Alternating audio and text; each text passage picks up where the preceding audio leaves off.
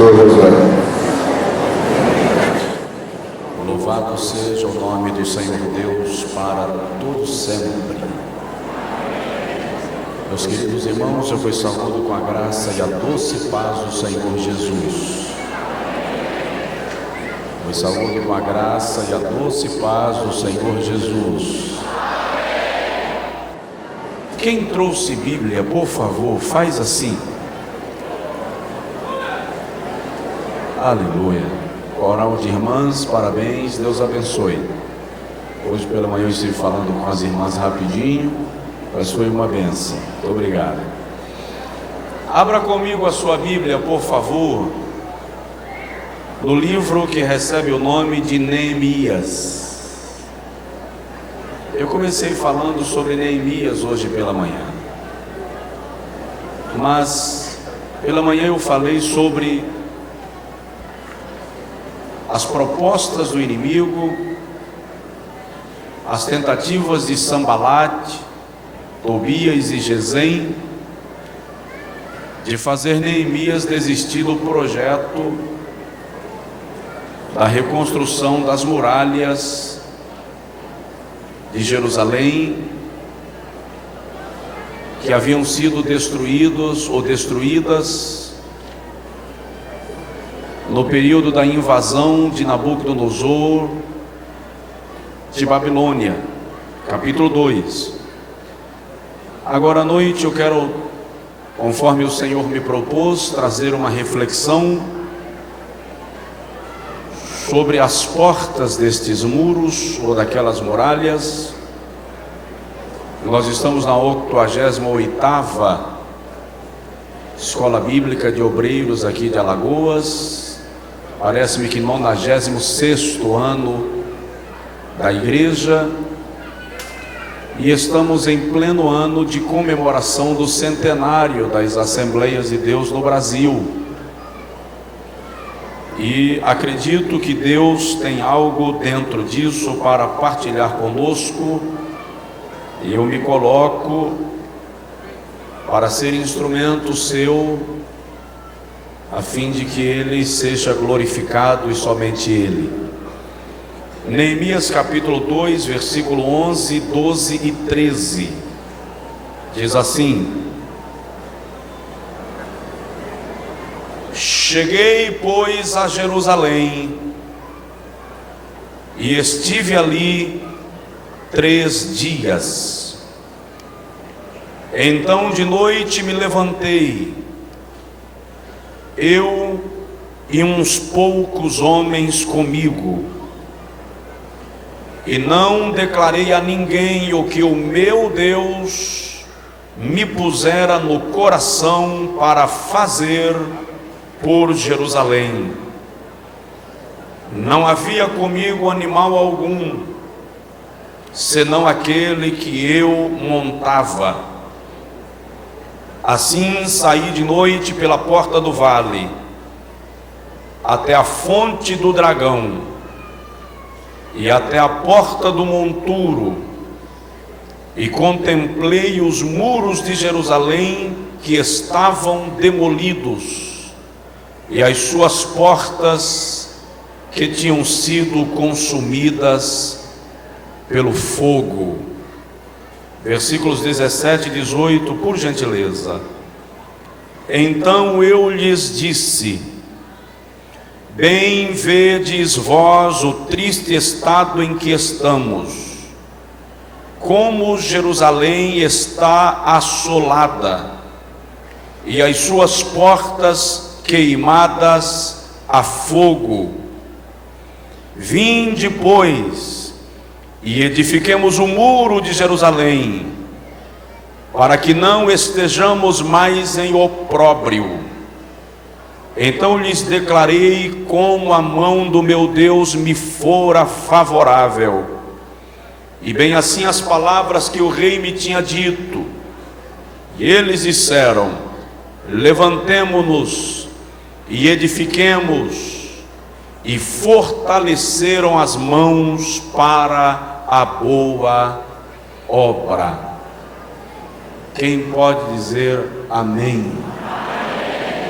Diga comigo: Senhor Jesus, eu quero que a tua palavra seja profecia para a minha vida.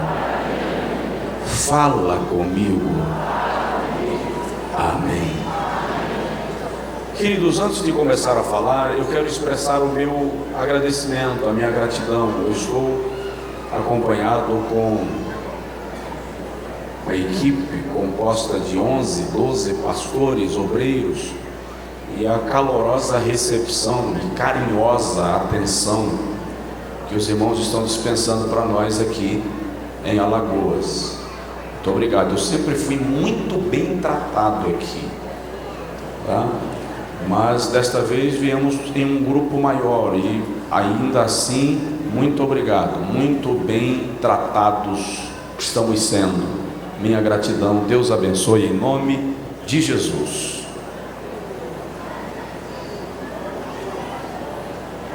Meus amados, eu gostaria de nesta noite refletir sobre nossas portas precisam de reparos.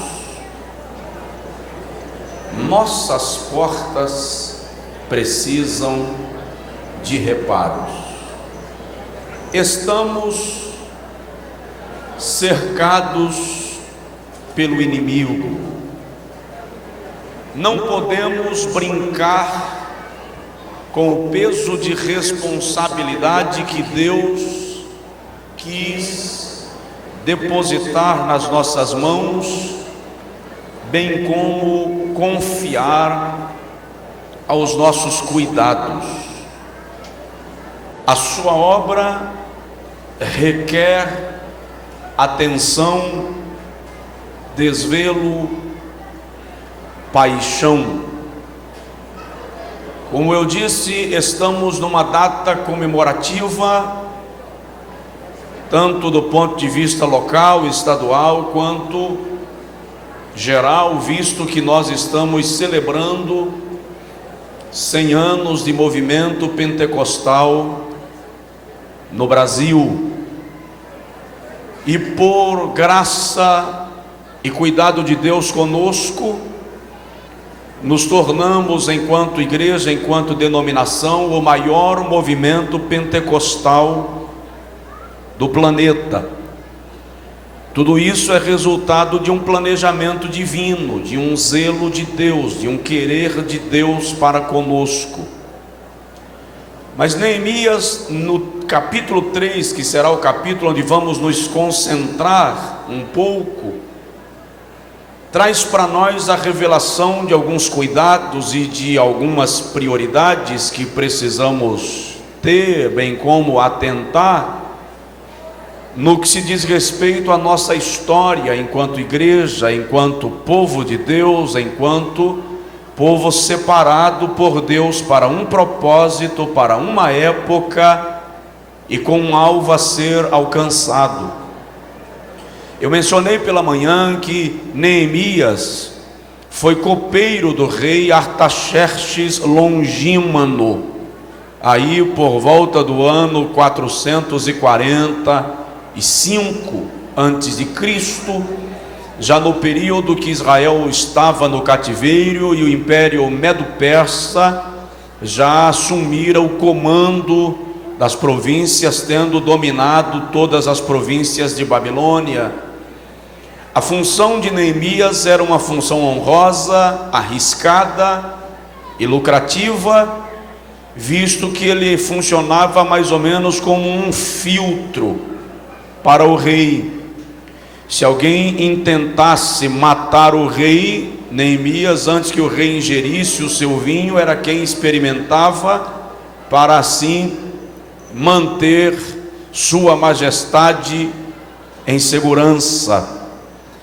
Mas o capítulo 1 nos mostra quando Neemias recebe a visita de um parente seu que residia em Jerusalém, Anani ou Ananias, e esse parente de Neemias lhe informa o estado em que Jerusalém estava e como estavam aqueles que lá permaneceram.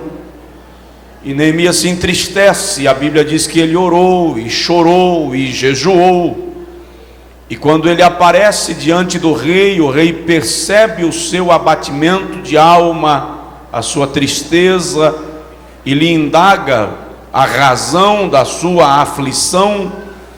E quando Neemias expressa a sua inquietação acerca de Jerusalém e acerca de Judá, ele recebe do rei a autorização para voltar a Jerusalém e cartas que lhe autorizava passar pelas províncias e adquirir o material necessário para a reconstrução de Jerusalém.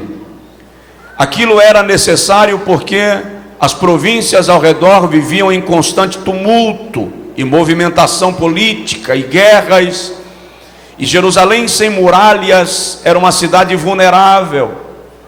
E a Bíblia Sagrada mostra, Neemias retorna a Jerusalém e ele diz aqui no texto que lemos, que à noite ele levantou-se e saiu caminhando por Jerusalém para observar as necessidades imediatas da cidade. Ele diz: eu e uns poucos homens comigo. E é interessante que Neemias diz assim: eu não declarei a ninguém o que Deus havia posto em meu coração fazer por Jerusalém. Isso é uma lição para nós, porque nem tudo que Deus coloca em nosso coração para fazer deve ser dito enquanto Ele não der o sinal para que abramos a nossa boca. Neemias não comentou, averiguou a cidade, percebeu as necessidades e empreendeu a reconstrução das muralhas e o reparo das portas de Jerusalém. Cada uma destas portas que Neemias trabalha, que Neemias repara ou delega a alguém para fazê-lo, tem uma aplicação tanto do seu ponto de vista histórico quanto para nós do seu ponto de vista espiritual, e dá-nos a entender que compete a nós fazer uma averiguação nas nossas portas, nas nossas muralhas, e, se necessário, fazê-las passar por reparo, por ajustes, por arrumação. Nós não podemos ignorar a necessidade de autoaveriguação, de autoanálise, fazer uma observação da nossa vida, e em particular nestes momentos de encontro, quando Deus se utiliza de cada pastor, de cada ministrante, como trombeta sua, para ir nos falando, para ir nos comunicando e nos inquietando acerca das coisas que Ele mesmo deseja realizar em nossa vida. É interessante que Neemias não conseguiu realizar esta obra sem ter que deparar-se com inimigos, com opositores. Nem por isto a obra deixou de ser realizada. Agora vamos dar uma analisada nas portas que Neemias reparou. Capítulo de número 3. A primeira porta que Neemias autorizou o conserto, autorizou reparo, é aquela chamada de porta das ovelhas, versículo 1, e também conhecida como a porta do gado. A porta das ovelhas era a porta por onde passavam os animais do sacrifício pela confissão dos pecados do povo. Na porta das ovelhas permaneciam os rebanhos que seriam oferecidos em holocaustos ao Senhor. Permaneciam lá e passavam por lá. Portanto, ela aponta para arrependimento, ela aponta para sacrifício, ela aponta para consagração ou para dedicação. Isto deve nos fazer lembrar da necessidade que temos de reparar a nossa porta de sacrifício, a nossa porta de confissão. Deus, preste atenção nisso, que isso é interessante. Deus não espera que a gente nunca falhe. Deus não espera que a gente nunca erre. Deus não espera que a gente nunca peque. Ele nos conhece. Como diz o salmista, Deus se lembra que nós somos pó, somos falíveis, fadados a errar, passíveis de fracassarmos. Mas Deus espera que nós vivamos uma vida de arrependimento, confissão e consagração. Reparar a porta do gado, reparar a porta da ovelha, é reparar a porta da confissão e a porta da consagração.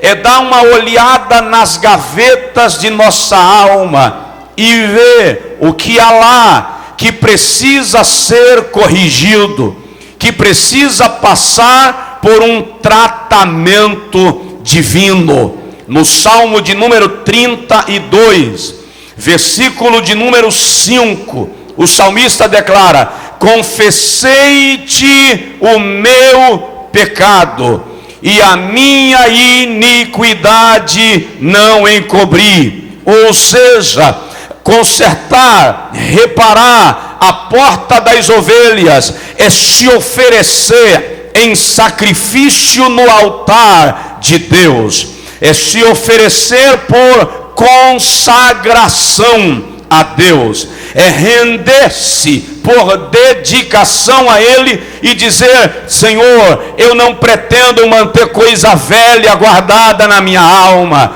pecados não permanecerão alojados na minha história. E aí nos rendemos. O apóstolo João, escrevendo a primeira epístola, capítulo de número 1, versículos de números 7 e 9, declarou: se andarmos na luz, como Ele na luz está, temos comunhão uns com os outros, e o sangue de Jesus Cristo, seu Filho, nos purifica de todo pecado. E no versículo 9 ele acrescenta: se confessarmos os nossos pecados, Ele é fiel e justo para nos perdoar e nos purificar de toda iniquidade.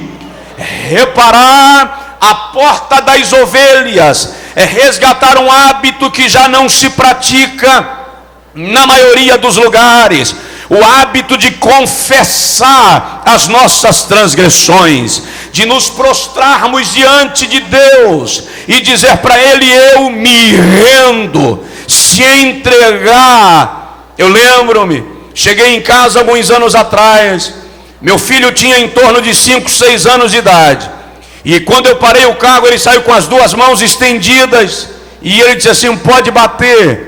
Eu sei que eu mereço apanhar mesmo, eu fiz besteira. E eu perguntei para ele: o que você andou fazendo que você quer apanhar na chegada? E apanhar de graça, não entendi. Ele disse: não, bate logo, eu sei que eu fiz uma coisa feia. E eu estendi o dedo menor para ele e disse: segura no meu dedo e vamos ver o que você fez. Só que eu queria ir para o quarto, me livrar do peso da viagem. Ele me puxou para o meu escritório, meus livros, ele colocou uma cadeira, até onde ele alcançou, ele desceu tudo para o chão, pisou, babou, amassou, fez uma festa. Aí ele estendeu a mão e disse: pode bater, pai. Eu disse: calma, eu vou tomar um banho. Fui tomar banho. Na hora de almoçar, eu o coloquei na minha perna e dei da minha comida para ele. Ele foi comendo comigo. Quando eu terminei o almoço, eu disse para ele: agora o pai vai descansar. Ele disse: não, bate logo. Disse: calma, pega uma flanela, pega um pano. Ele foi, pegou uma flanela e veio, e eu disse para ele: me dá o livro. E ele foi me dando livro por livro, e eu fui tirando a poeira e a mancha, e arrumando a tarde inteira nessa situação. Quando eu terminei de arrumar o último livro, eu disse para ele: agora faz assim. Ele fez. Eu disse para ele: agora, por favor, deixa o pai descansar. Ele disse: eu não vou apanhar. Eu disse: não, já arrumou os livros? Já. Não já está tudo no lugar? Já. Então não precisa apanhar, vem dormir comigo. E ele veio, deitou no meu peito e adormecemos. Por que estou dizendo isso? Porque se eu, homem natural, sujeito a ira, sujeito a ataque de possessividade, consigo agir assim com o meu filho, imagina como Deus age com você, quando você erra e faz uma bagunça na sua própria vida. O que ele faz? Ele desce ao teu encontro, te ajuda a arrumar as coisas, coloca tudo no lugar, depois diz: vem, deita no meu peito, porque eu vou cuidar de você. Porta das ovelhas. Dá uma olhada no irmão do seu lado e diz para ele assim: cuidado com a porta das ovelhas na sua vida. Cuidado com a porta das ovelhas na sua vida. Aleluia, glória a Deus. Cuide dela, confessando, oferecendo a Deus sacrifício, entregando-se a Ele em rendição, em consagração, para a glória do seu eterno nome. Vamos lá, a segunda porta que Neemias reparou está no versículo de número 3, é chamada de porta do peixe, ou porta dos peixes. O que é que nós temos que reparar nisto? Somos uma igreja de 100 anos de idade. A porta do peixe era por onde passavam os peixes frescos, vindo do mar da Galileia. Era a porta por onde entravam os pescadores de Jerusalém. Se você for para Mateus, capítulo 4, versículo 19, vai perceber que Jesus faz uma correlação do peixe com almas e dos pescadores com pregadores, missionários, evangelistas e ganhadores de almas. Reparar a porta do peixe é reparar a nossa meta de evangelismo, o nosso propósito de ganhar almas, a nossa responsabilidade com a povoação dos céus. Eu tenho lido e me constrangido com algumas coisas da história da Assembleia de Deus do Brasil.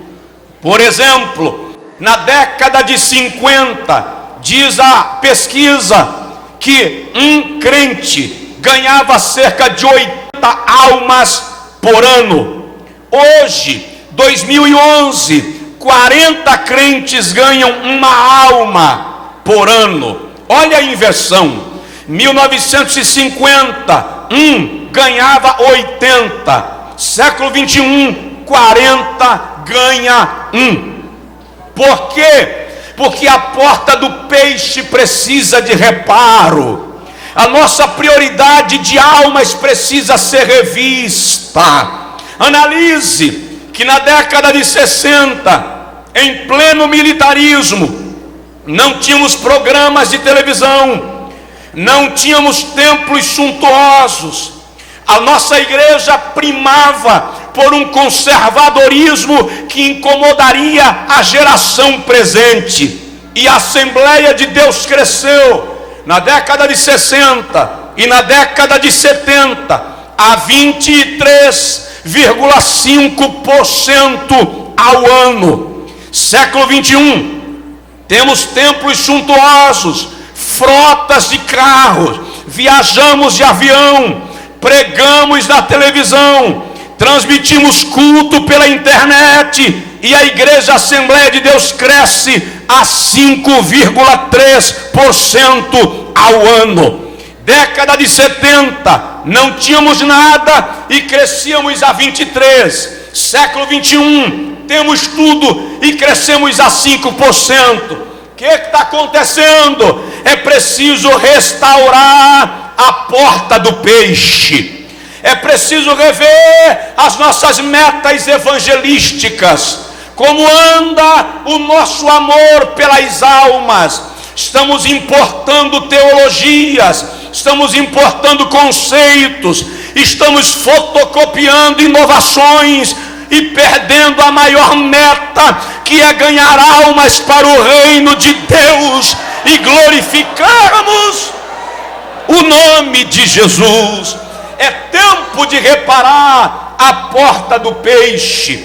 Eu venho dizendo que se há uma igreja no Brasil que não tem o direito de negligenciar missões, esta igreja é a Assembleia de Deus, porque ela é resultado de missões, ela é resultado de evangelismo. Dá uma provocada de leve aí no seu vizinho e diz para ele: repara a porta do peixe, repara a porta do peixe. É interessante, a igreja vibra por um paralítico que anda, o povo aplaude por um mudo que fala. Não estou censurando, é bênção, é milagre, e os sinais seguirão aos que crerem. Mas quando Jesus salva, a gente reage como se nada estivesse acontecendo. Irmãos, salvação é a prioridade de Deus. Missões é a responsabilidade da igreja. Eu ouso dizer que Jesus não nos batiza com o Espírito Santo esperando a gente ficar falando em línguas o tempo inteiro. Está em Atos 1:8. Mas recebereis poder ao descer sobre vós o Espírito Santo. E não diz falareis outras línguas, não diz profetizareis, não diz tereis revelações, diz ser-me-eis testemunhas, tanto em Jerusalém como em toda a Judéia e Samaria, até os confins da terra. Assembleia de Deus, é hora de reparar a porta do peixe. É hora de voltar para o evangelismo. É hora de voltarmos à busca pelas almas. Está na hora de nossos corações se apaixonarem pelo ministério. Na década de 80, vamos nós, a paixão de um jovem assembleano era o ministério, era o seminário. Ainda que ele se preparasse secularmente, mas ele tinha uma paixão ministerial. Hoje nós nem incentivamos mais os nossos jovens a quererem o reino de Deus. A Igreja Católica, o Vaticano, está fazendo uma campanha, porque seus jovens já não querem mais ser sacerdotes. Eles estão preocupados, porque na próxima geração, seguindo a tendência que vai, não haverão sacerdotes nos altares católicos. Como nós estamos, eu não estou dizendo para não ir à universidade, vai, prepare-se, gradue-se, pós-gradue-se, doutore, faça pós-doutorado, mas não esqueça que no mercado, na farmácia, no hospital, no tribunal, na empresa, na multinacional, na cabine de um avião, você é missionário e ganhador de almas, e Deus quer lhe usar. Oh, Ramadagaramanagabai, Rehassuriei, Deleiva, Sudadabagá.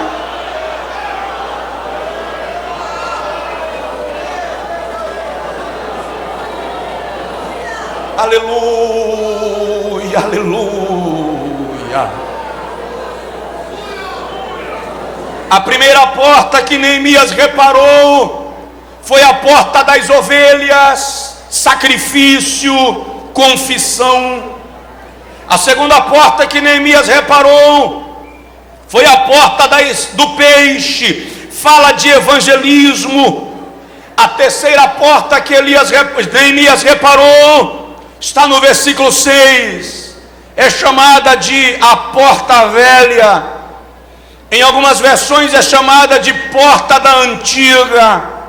Na Septuaginta, por exemplo, ela é chamada de porta da antiga, em referência à antiga cidade, à antiga muralha.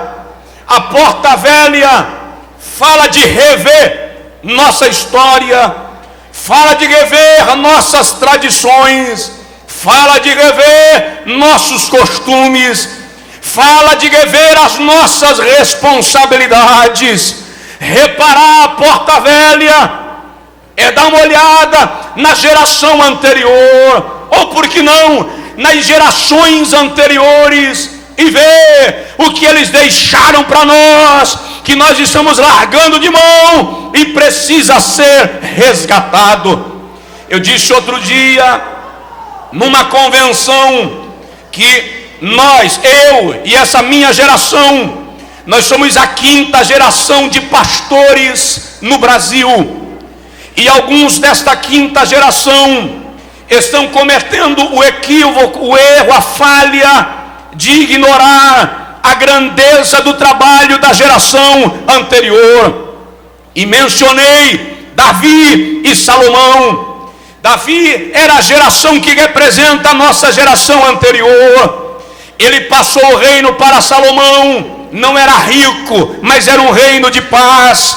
Não haviam inimigos para Salomão enfrentar. Então Salomão investiu na prosperidade do reino e prosperou como nunca.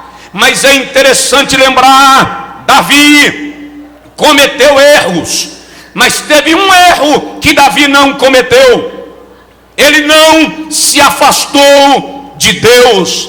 Salomão, porém, não cometeu outros erros de Davi, mas Salomão se afastou do Senhor. E a Bíblia diz que ele envaideceu-se no seu coração e tomou para si muitas mulheres. Pastores da minha geração, esta pesa sobre mim e sobre vós. Esta geração tem a responsabilidade de continuar o que a geração anterior estabeleceu, com um cuidado nobre. Não podemos nos afastar de Deus, não podemos confiar em nossos méritos, em nossas riquezas, em nossos títulos, em nossos acessos, em nossa influência, e esquecermos de Deus. Por quê? Porque Deus é contundente: amarei aos que me amam, e os que me desprezarem serão desprezados por mim. É tempo de reparar a porta velha, é tempo de entender que há um trabalho feito, e esse trabalho não é para ser corrigido, é para ser continuado, expandido. Aliás, a expressão bíblica é: amplia o lugar da tua tenda e estendam-se as cortinas das tuas habitações. Dá uma provocada no vizinho e diz para ele: não esqueça de olhar para trás. Não esqueça de olhar para trás. Não esqueça de olhar para o que já foi feito. Não tente atropelar a porta velha, porque Deus está nos entregando um trabalho que vem sendo construído. E eu estou dizendo sempre: a chama do movimento pentecostal no Brasil não vai apagar, porque eu creio que Deus está levantando uma geração apaixonada pelo seu reino e pela história da igreja. Cuidado com a porta velha, cuidado em repará-la. É preciso dar uma olhada na história, porque às vezes na tentativa, é incrível, nossos filhos, quem é pai sabe, quando eles chegam na casa dos 15, eles entendem que sabem mais do que nós. Nós viramos arcaicos. Meu filho olha para mim e diz assim: e aí, coroa, já aprendeu a mexer no notebook? Comprei um carro. E disse: vai lá, aprende você a mexer, depois você me ensina. Aí ele se sente na condição de dizer assim: sei mais. Nós, enquanto ministros e reconstrutores, podemos achar que porque chegamos agora, somos eloquentes, títulos e mais títulos, podemos olhar para a geração da porta velha e dizer: são ultrapassados e portanto descartáveis. Acontece que no reino de Deus não há aposentadoria, no reino de Deus não há banco de reserva. Deus não despreza quem Ele chama e usa. Deus é Deus.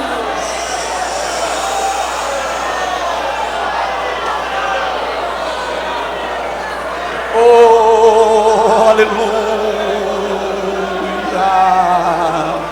Cuidado com a porta da antiga. Olha para trás, valoriza a construção que já foi feita.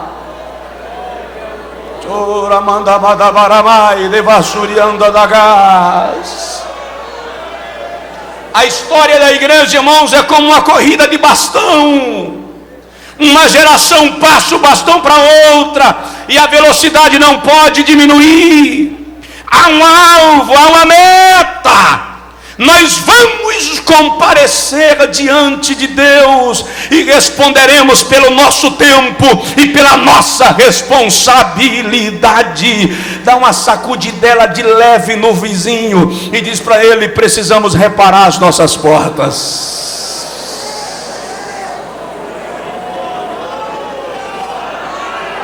Oh, aleluia, aleluia, aleluia, aleluia. Taramanabagai, lavassuriei, delassudagai, handurinadagai. Tempo de reparo, tempo de análise, tempo de observar a nossa vida e entendermos o que Deus está querendo de nós, entendermos o que Deus está cobrando de nós, o que Deus está aguardando que façamos para Ele. Quarto lugar, precisamos reparar, versículo 13, a porta do vale. É preciso ir lá. Quem era, para que servia a porta do vale? A porta do vale era por onde saíam os esgotos, os entulhos, o lixo e a sujeira da cidade. Reparar a porta do vale é dar uma olhada no entulho que a gente está empilhando dentro de casa e começar a jogar fora, porque é tempo de limpeza, de pureza e de santidade na casa de Deus.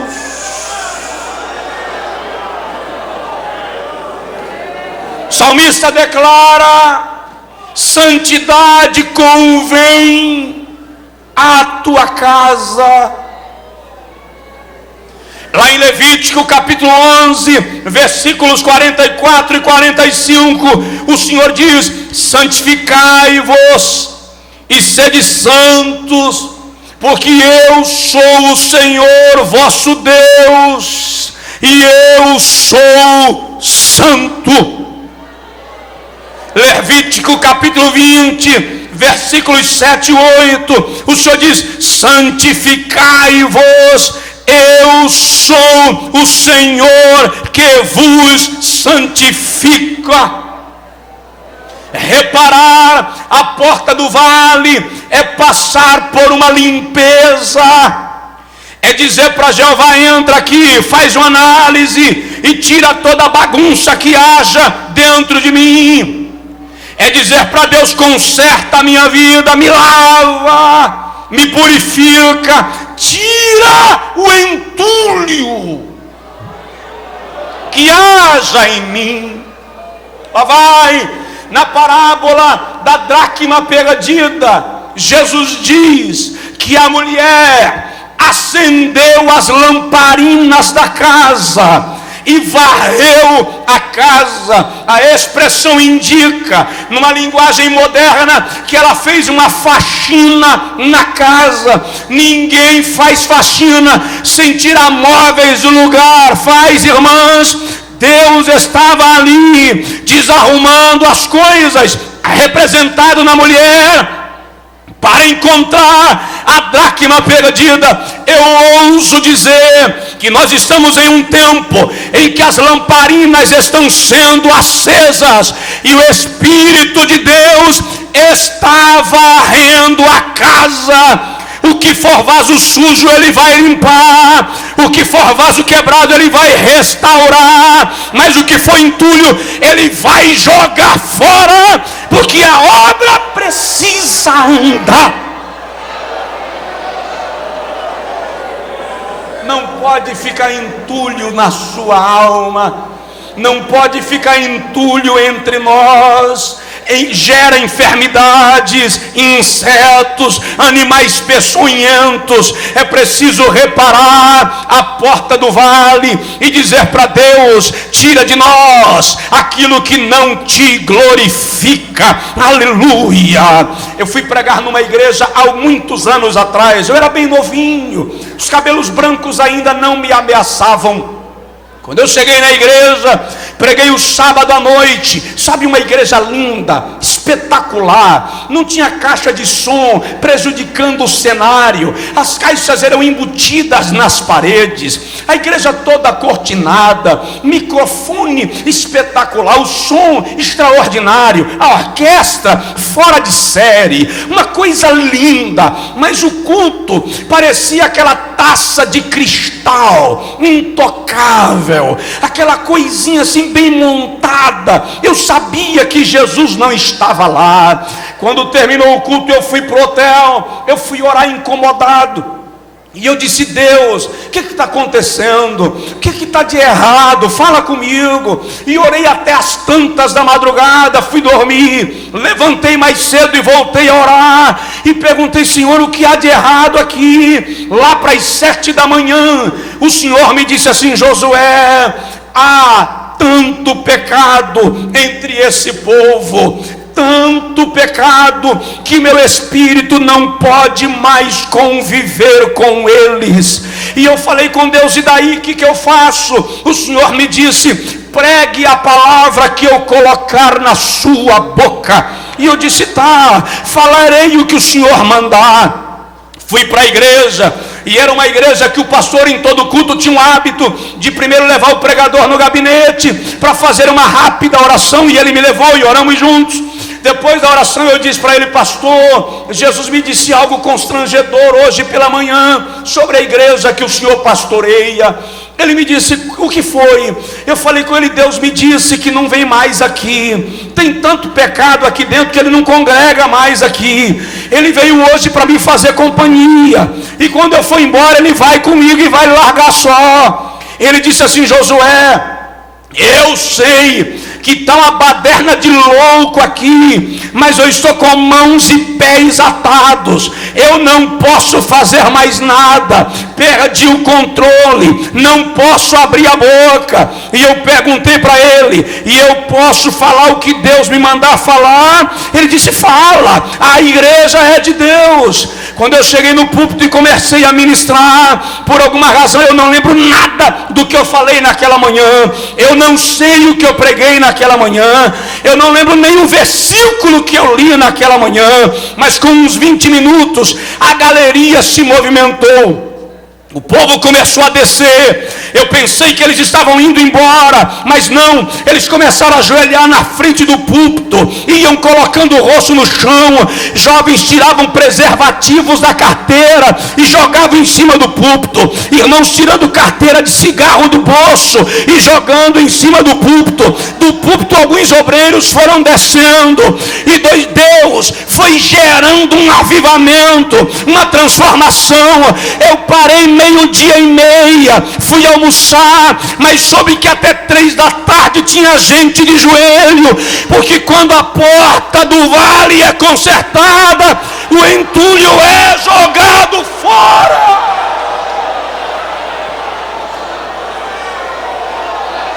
Oh, aleluia, aleluia, aleluia, aleluia. Aleluia, diz aí para o seu vizinho: não pode ficar entulho na sua vida. Não pode ficar entulho na sua vida. Já estou terminando. Não pode ficar entulho na sua vida. A porta do vale precisa ser reparada. Oh, rabadaga na mancha, plada, machida, rabadaga.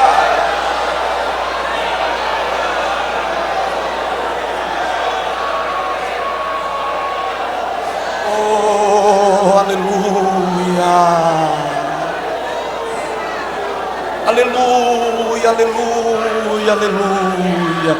Jesus vai dar uma passadinha na sua vida. Aleluia.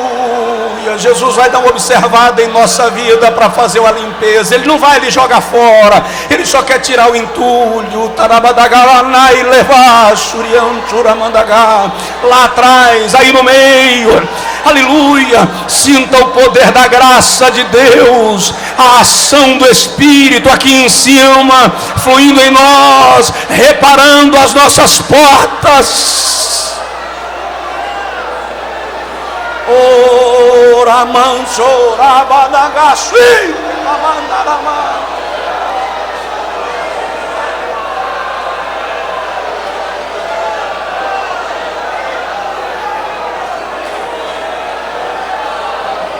Aleluia.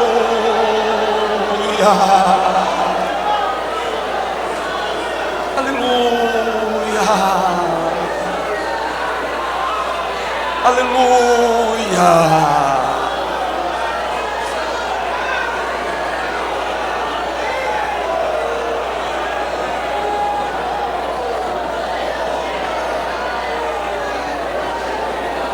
Neemias reparou a porta das ovelhas. Neemias reparou a porta do peixe. Neemias reparou a porta do vale. Mas no versículo de número 15, Neemias também reparou a porta da fonte.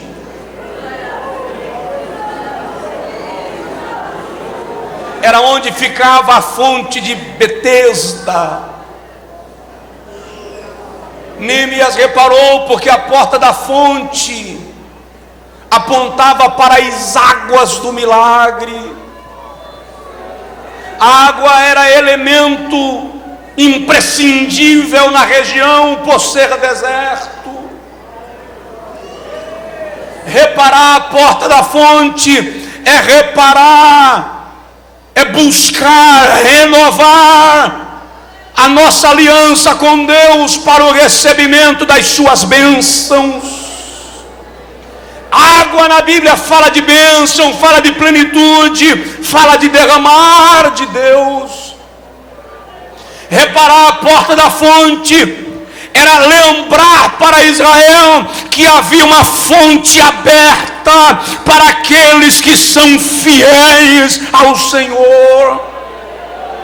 Reparar a porta da fonte era relembrar para os judeus, para os hebreus, que o cuidado do Senhor permanece sobre aqueles que nele esperam. Quando Abraão morreu, o que ele deixou de herança para Isaac foi um poço. E a Bíblia diz que os filisteus entulharam o poço de Isaac, Gênesis 26. E ele foi embora para o deserto e lá cavou outro poço. E diz a Bíblia, deu água. Mas os filisteus vieram e disseram: você está muito perto de nós, vai embora para mais longe. E Isaac foi para mais dentro do deserto e cavou outro poço. E a Bíblia diz que deu água. Dá uma olhadinha no seu vizinho e diz para ele: a bênção de Deus lhe acompanha até no deserto. a bênção de Deus lhe acompanha até no deserto. Eu gosto da fala de Balaão para Balaque. Balaque chega para Balaão e diz assim: ô infeliz, eu te paguei para amaldiçoar e você está abençoando. Balaão responde: como eu posso amaldiçoar aquele a quem Deus já abençoou? Aleluia! Porta da fonte.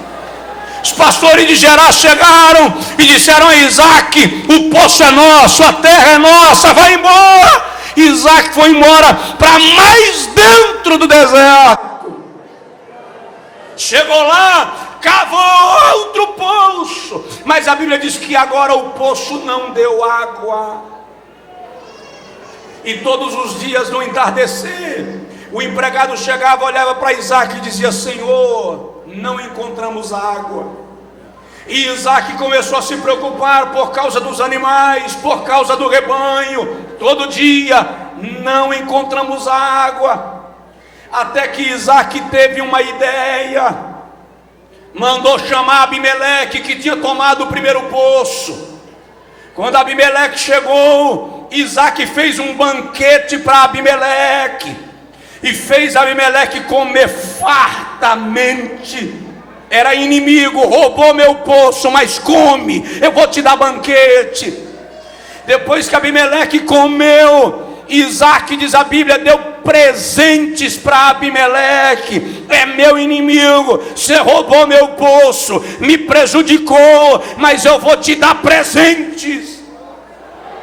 Depois a Bíblia diz que Isaac abençoou a Abimeleque e o despediu. Veja só, mandou chamar, ofereceu banquete, deu presentes, abençoou e liberou.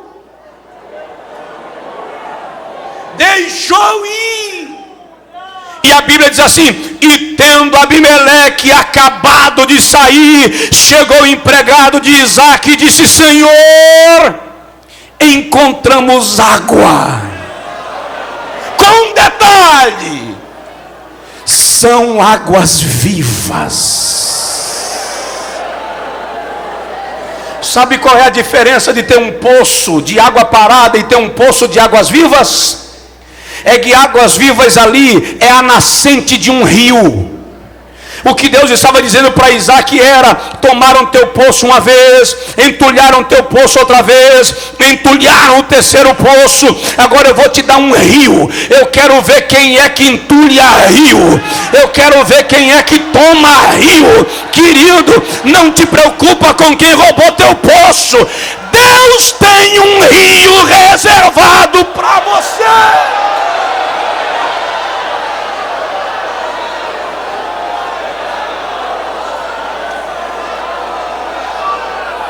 Se você entendeu, dê glória, chore, fale em língua, não sei, faz lá o que der vontade. Porta da fonte, Deus tem bênção reservada para você. Jacó passou pelo vale com cajado e voltou com rebanho. Quando você está na presença de Deus, Ele lhe prospera, Ele cuida de você, suas necessidades serão supridas por Ele. Porta da fonte. Meu pai é pastor desde que eu sou menino. Pastoreou muitos campos difíceis no sertão da Bahia. Eu sei o que é tomar café preto com farinha, adoçado com rapadura. Domingo era dia de jejum, era obrigatório. Segunda, terça, quarta, quinta, sexta e sábado. Feijão com farinha, não tinha carne porque não tinha dinheiro para comprar. Quando muito, comprava o osso da perna do boi para bater e caiu o tutano. Bolacha, Só quando o pastor vinha, o presidente ia passar na nossa cidade, aí comprava bolacha para ele tomar um café melhor. Não tinha dinheiro para comprar roupa para todos os filhos. Minha mãe comprava para o meu irmão mais velho, e quando ficava pequena para ele, passava para mim. E eu ainda lembro da minha calça preferida, uma calça verde de tergal. Imagina a cena, no meio da canela, e eu usava uma conga de bico branco com a meia branca. Era um cenário. Minha mãe tascava óleo de uricuri no meu cabelo, partia de lado e ainda dizia que eu era lindo, e eu acreditava.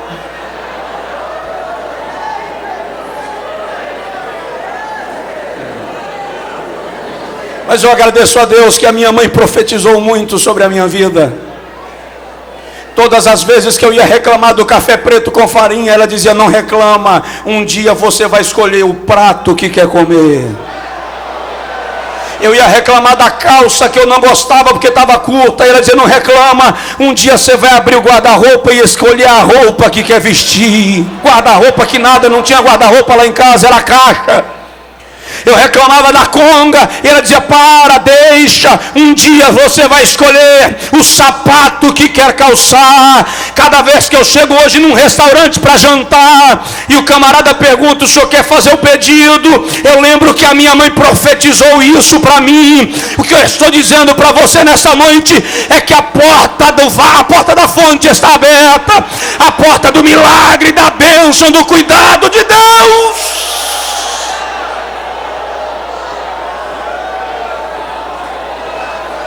Fica de pé, por favor, quem puder, em nome de Jesus.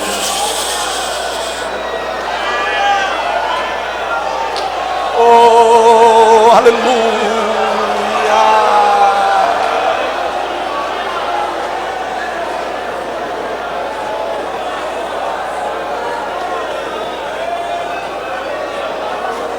Aleluia. Há bênçãos reservadas para a sua vida. Repara as portas. Repara as portas.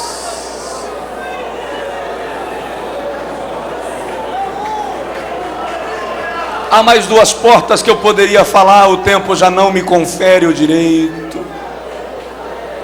Porta dos cavalos fala das batalhas e vitórias. Você está se entregando à luta, se rendendo à pressão, se entregando ao desespero e desistindo da vitória que Deus está planejando para a sua vida. Não se renda. Deixa eu dizer uma coisa para o irmão, para a irmã, para o distinto obreiro. Deserto tem poder de fazer duas coisas na nossa vida. Deserto tem o poder de nos matar e tem o poder de nos tornar mais fortes. É você quem escolhe o resultado que terá no deserto da sua trajetória. Dá uma olhadinha no irmão do seu lado e diz para ele: não morra no deserto. Deus não lhe levou ao deserto para lhe matar, Ele lhe permitiu ir ao deserto para lhe fortalecer. A Bíblia diz que Jesus se fortalecia nos desertos da terra. Deus está lhe treinando para uma nova etapa. Esta provação é treinamento, essa luta é treinamento, essa pressão é treinamento. Deus está lhe preparando para uma nova dimensão que Ele quer lhe levar.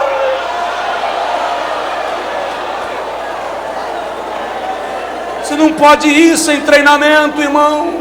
Pastor, o senhor não pode mudar de etapa sem treinamento. O deserto é para isso. Lembra das vitórias que o Senhor já te deu, e acredite que Ele te dará esta também. Repara a porta dos cavalos. E a porta oriental foi a última porta que Neemias reparou. A porta oriental aponta para a vinda de Jesus. Quando A glória saiu de Jerusalém, ela saiu pela porta oriental. Ezequiel 10. E pousou no monte do Oriente, Monte das Oliveiras, Ezequiel 11. E foi lá no Monte do Oriente que Jesus orou no dia da sua crucificação, Monte das Oliveiras. E é no Monte do Oriente que ele vai pisar quando descer com poder e grande glória para estabelecer o seu reino milenial. Restaurar a porta oriental é restaurar a nossa expectativa da vinda de Jesus, a nossa esperança da vinda de Jesus, e até as nossas pregações, porque já não se fala mais nisso. Mas Jesus vai voltar. Ele vai voltar. Eu acho incrível. A gente já vai orar num casamento, ninguém está nem aí para a chegada do noivo, nem dos convidados. Eu fui fazer um casamento um dia desse, o noivo suava, mas ninguém viu a chegada dele. Mas quando o bendito do carro branco parou na porta da igreja com a noiva, me soltaram uma orquestra, e os convidados ficaram de pé sem ninguém pedir que eles se levantassem. Imagina quando a noiva do Cordeiro pisar nos portais eternos, quando a trombeta tocar e o amigo do noivo, o Espírito Santo, levar a noiva para apresentar ao seu amado. E como a orquestra celestial vai tocar, e como Jesus com a sua voz, como multidão de muitas águas dirá: vinde benditos de meu Pai, possuí por herança o reino que vos está preparado desde a fundação do mundo.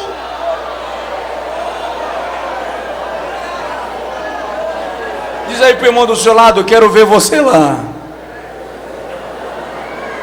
Quero ver você lá. Ore comigo, ore comigo, ore comigo, ore comigo. Se não quiser orar, apenas glorifique, chore, fale em línguas, adore. Mas eu faço um pedido especial agora a ti, Jesus, por tua benignidade, por tua graça, pela poderosa ação do teu Santo Espírito em nós. Paira sobre a nossa vida agora, para que nossas portas sejam reparadas. Queremos consertar o que está desarrumado em nossa vida, em nossa casa espiritual. Chora manamanjole banagai lo suriando lá e basuri rebadaste. Eu te peço, Senhor, que uma nuvem da tua glória recline sobre este lugar agora. Desde a entrada até aqui em cima, Senhor, desça sobre nós uma nuvem da tua presença e vem reparando a nossa vida e corrigindo a nossa alma. Deus, eu estou pedindo em nome de Jesus agora um derramar extraordinário do teu poder, da tua presença. Arrebata esta multidão agora, Senhor, num ambiente de glória, num ambiente de adoração a ti. Espírito de Deus, rege agora um coral de línguas estranhas neste lugar.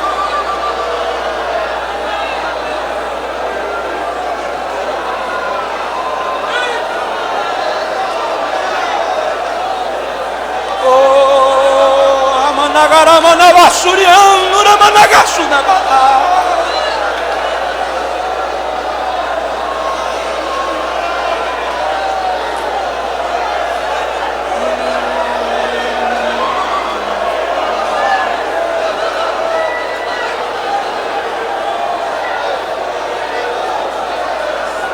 Dê lugar, deixa fluir o Espírito de Deus em sua alma.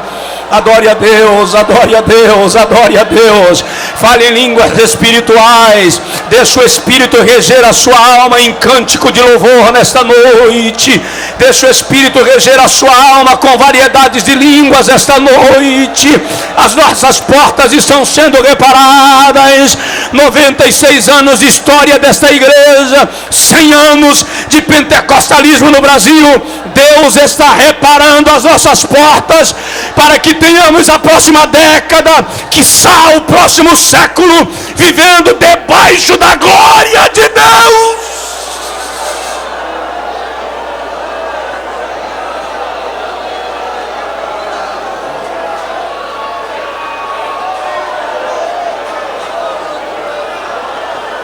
Aqui no meio dessa multidão, lá em cima, nas arquibancadas, aqui atrás, por gentileza, rapidinho, 15 segundos é suficiente. Coloca a mão no ombro do irmão do seu lado, ou pega na mão dele e faz uma oração rápida por ele. Uma oração rápida por ele. Pede para Jesus entrar na vida desse irmão. Não é que Jesus não entrou, mas fazendo um reparo. Jesus derramando uma glória, uma graça especial, a sua virtude, a sua plenitude, o seu poder. Oh, aleluia, aleluia. Ministra Jesus sobre nós. Entra, Senhor, na nossa história e nos inunda, nos inunda, nos inunda, nos inunda. Paira sobre esse lugar.